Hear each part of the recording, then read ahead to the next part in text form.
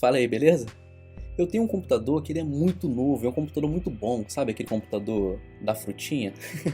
Eu comprei não tem nem 6 meses, mas eu fui instalando tanta coisa nele, tantos programas de áudio, de vídeo, com bibliotecas gigantescas, que o computador acabou ficando sobrecarregado, pesado. E domingo passado eu fui tentar editar um vídeo e o computador não respondia e eu fiquei desesperado. Eu pensei, não é possível, gastei uma grana nesse computador e ele não funciona direito. Eu fiquei tão desanimado que eu cheguei a cogitar a possibilidade de me livrar dele, de me desfazer do computador. Mas depois eu parei, pensei com calma e decidi então formatar o computador. Eu resetei tudo e voltei à configuração original da máquina. Eu tirei todo o excesso que tinha no computador e depois então eu fui acrescentando só o que era essencial, fundamental, só o que era suficiente. Agora o computador está funcionando perfeitamente bem, porque é um computador bom. O problema era um monte de coisas desnecessárias que eu tinha jogado em cima dele. O problema era todo aquele peso. E o interessante é exatamente isso. O problema eram as coisas que eu tinha instalado. Mas ao invés de me livrar das coisas, do peso, eu cogitei me livrar do computador. Muitas vezes a gente se sente cansado, sobrecarregado, a vida parece que não faz o menor sentido, mas o problema não está na vida, e sim nesse monte de peso que a gente carrega nas costas. São cobranças infinitas, parâmetros inalcançáveis, obrigações desnecessárias, e a gente se cansa da vida, mas o problema não é a vida, é o peso que nós colocamos sobre nós mesmos. Então tudo que nós precisamos é simplesmente formatar, nascer de novo. Jesus nos dá uma nova vida, leve e sem culpa diante do Pai. Com Ele todo o peso se faz desnecessário, até porque Ele já levou sobre si todo o nosso peso na cruz. Agora o fardo que Ele nos dá é leve e a vida que Ele nos oferece é superabundante. Em 1 Coríntios 12, Paulo faz um desabafo muito interessante. Ele fala acerca dos judaizantes. E quem eram esses judaizantes? Eles não tinham nascido em Israel, não eram hebreus, nem tinham se convertido oficialmente ao judaísmo. Mas eles pegavam partes da tradição e da religião judaica e faziam uma mistura louca, sem o menor sentido. Preste atenção nisso, beleza? Eles não eram judeus, mas eles copiavam, eles reproduziam práticas judaicas. Eles tentavam cumprir rituais que só faziam sentido dentro da própria cultura judaica. E eles, mesmo não sendo hebreus, tentavam cumprir uma aliança que Deus fez exclusivamente com os hebreus, que nem os próprios hebreus conseguiram cumprir. Uma aliança que o próprio Deus já havia substituído através de Jesus por uma nova aliança. Ainda assim, os judaizantes achavam que era importante preservar a lei da antiga aliança. Eles faziam uma mistura entre evangelho e religião, entre lei e graça. E essa falta de identidade, essa falta de revelação sobre quem Jesus é, levou os judaizantes a criticar e a perseguir Paulo por causa do evangelho da graça que ele pregava, que ele ensinava e que ele vivia. E por causa disso eles passaram a viver à sombra de Paulo. Paulo chegava em um determinado lugar, ele falava sobre Jesus, sobre o evangelho, sobre a cruz, sobre a ressurreição. Então ele instruía as pessoas acerca dessa nova natureza, mas assim que ele saía, os judaizantes vinham atrás dele e começaram a tentar desfazer tudo aquilo que Paulo tinha feito. Eles diziam, tudo bem, Jesus veio, morreu, ressuscitou, mas vocês ainda precisam cumprir isso, isso e aquilo. A graça é suficiente para que vocês sejam salvos, mais uma vez salvos, agora vocês precisam se empenhar, se esforçar para conquistar e para ser aperfeiçoados por sua força. Enfim, eles faziam uma mistura sem o menor sentido, sem o menor cabimento. E uma forma que eles tinham de tentar descredibilizar a mensagem de Paulo era exatamente criticando e ofendendo Paulo. Eles levantavam calúnias acerca de Paulo e tudo aquilo que Paulo dizia, eles criticavam, sem sequer conhecer o conteúdo, o teor da mensagem de Paulo. Porque se eles realmente tivessem tido contato com essa mensagem, eles também teriam sido transformados. Mas eles mantinham distância por preservar a lei. Para eles, a lei e a tradição era muito mais importante do que o evangelho de Jesus e da graça e do favor e da misericórdia. Mas toda essa perseguição contra Paulo incomodou tanto que Paulo chegou a chamá-los de espinho na carne e pediu que Deus removesse esse espinho da vida dele. Mas Deus respondeu a Paulo de uma forma muito maravilhosa. Deus disse: Paulo, a minha graça te supre, ela te basta, ela é suficiente para você. E o meu poder se aperfeiçoa, ele opera exatamente na sua fraqueza. Quando você não tenta resolver as coisas com a sua força, mas crê que eu já fiz tudo, já resolvi tudo, que eu já te dei tudo.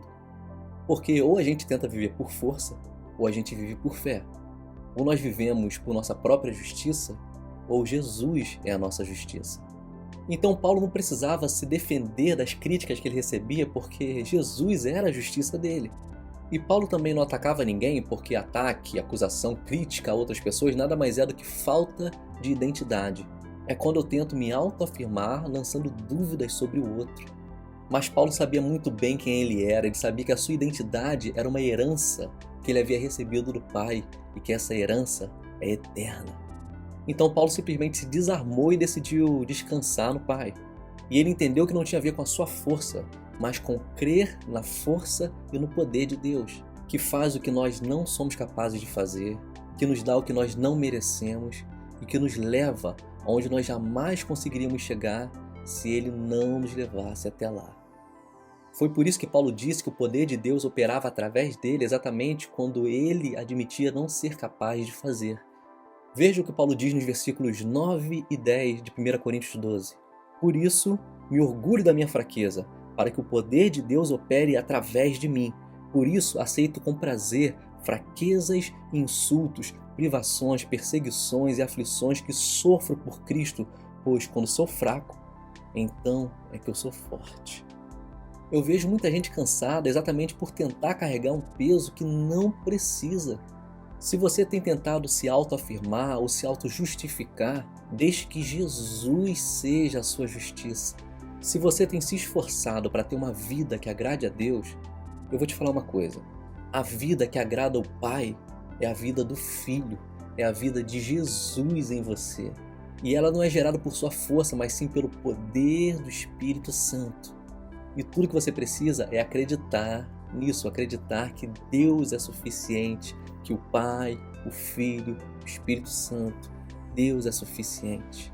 Em Hebreus 12 diz que nós precisamos deixar para trás todo o peso que nos torna lentos e todo o pecado que nos atrapalha. Peso e pecado, duas coisas diferentes. O peso é exatamente a lei, a religião, toda aquela carga, todo aquele jugo pesado, impossível de ser carregado. É todo aquele esforço que dizem que você precisa fazer para se tornar justo diante de Deus, ou tudo aquilo que você precisa dar antes de receber algo do Pai. Mas como nós podemos nos livrar desse peso da lei?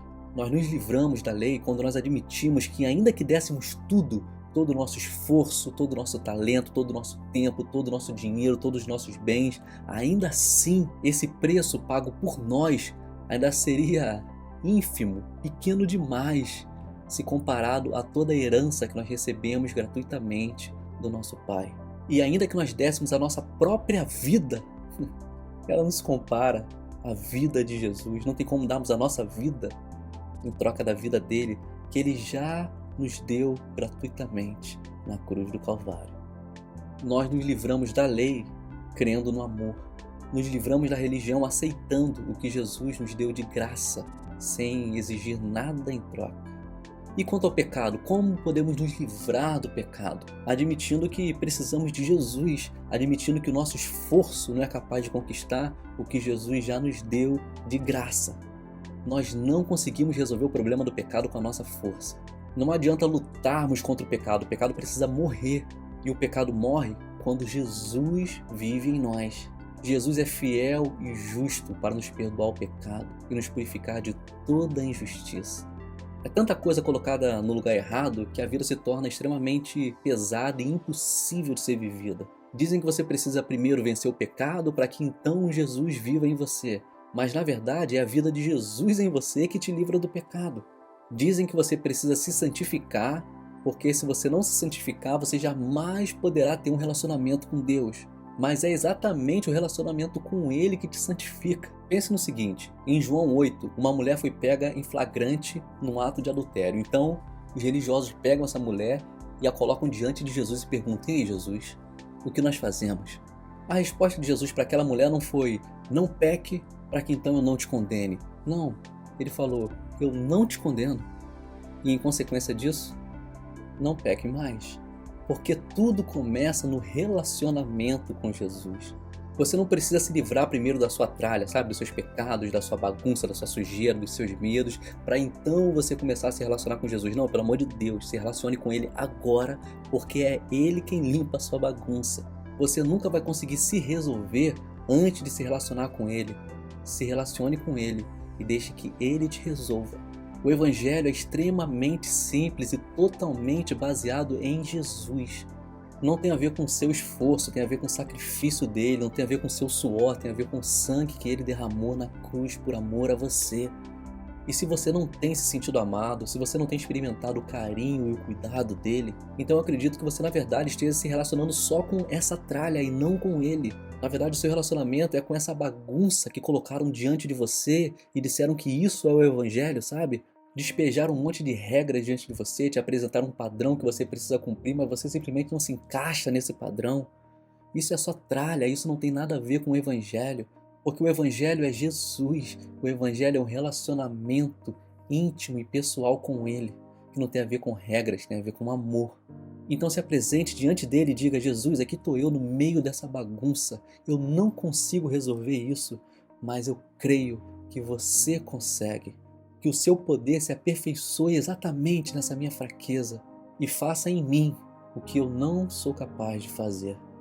Preste muita atenção nisso que eu vou te dizer. O problema não é você, o problema não é a sua vida, o problema nem é Jesus, até porque Jesus é a vida é Jesus. O problema é esse peso que você carrega. Mas se conecte com Jesus e deixe que Ele remova esse peso. E então, a partir disso, desfrute da vida perfeita que Ele tem totalmente disponível para você, sem cobrar, sem exigir nada em troca. É de graça. Em João 15, Jesus dá um exemplo muito interessante. Ele diz que Ele é a videira e que nós somos ramos. E quando estamos conectados nele, então nós damos frutos. Os frutos são produzidos através dos ramos, mas por causa da própria videira e não por causa dos ramos. Frutificar não tem a ver com esforço, até porque eu nunca vi uma árvore fazer força para dar fruto, tem a ver com a natureza dela. Então todo o bem que possa haver em nós, ele na verdade é gerado por Jesus, através da nossa conexão com Ele. Mas como eu posso permanecer em Jesus? Em 1 João 4 diz que aquele que crê, que declara que Jesus Cristo é o Filho de Deus, então Deus permanece nele e ele permanece em Deus. E diz que o verdadeiro amor é aquele que nós recebemos de Deus e quando nós permanecemos nele, nós permanecemos no amor. E sabe o que acontece com quem permanece nele? Em 2 Coríntios 5,17 diz que todo aquele que está nele se torna uma nova criação. A vida velha acabou e uma nova vida tem início, uma nova vida zerada, sem peso, sem pecado, sem culpa, sem dor. Toda a dor do passado acabou. E em Romanos 8, versículo 1, diz que quando estamos em Cristo, não existe mais condenação contra nós. Preste atenção, não é simplesmente o fato de ser perdoado de seus pecados, é que não há condenação. Você foi totalmente inocentado, não existe culpa contra você. Em 1 João 5,18 diz que quando nós nascemos de Deus, o pecado não tem mais poder contra nós e o maligno não nos toca. Você não precisa lutar contra o diabo, contra demônios, contra as forças do mal, nem mesmo contra o pecado, porque se você nasceu de novo, você está conectado com Deus. Jesus já derrotou o diabo na cruz, Jesus venceu o pecado, você está livre do pecado e de toda acusação do mal. Basta olhar para Jesus, Jesus é suficiente. E em João 15, versículo 7, diz que quando nós permanecemos nele, em Jesus, então nós podemos pedir qualquer coisa que Ele nos supre em tudo. Quando estamos conectados nele, então nós não temos mais necessidade alguma, nós somos supridos em todas as coisas e tudo que Ele nos oferece é de forma superabundante, extravagante, extraordinária, além do que nós possamos imaginar, querer ou desejar. Ele sempre nos dá além. O Evangelho é lindo ao mesmo tempo que ele é extremamente simples, porque ele não é baseado em nós, ele é baseado em Jesus, não tem a ver com o que a gente é capaz de produzir ou compreender, mas tem a ver com o que Jesus já fez por nós. Se o seu relacionamento com Deus tem sido pesado, não abra mão desse relacionamento, abra mão do peso. Seu problema não é com Deus, porque é impossível nos relacionarmos com Ele, conhecermos Deus e não nos sentirmos leves e extremamente amados por Ele. O problema, com certeza, é toda essa tralha que a religião colocou entre você e Ele. Mas Jesus é o acesso direto ao Pai, sem tralha, sem peso e sem culpa.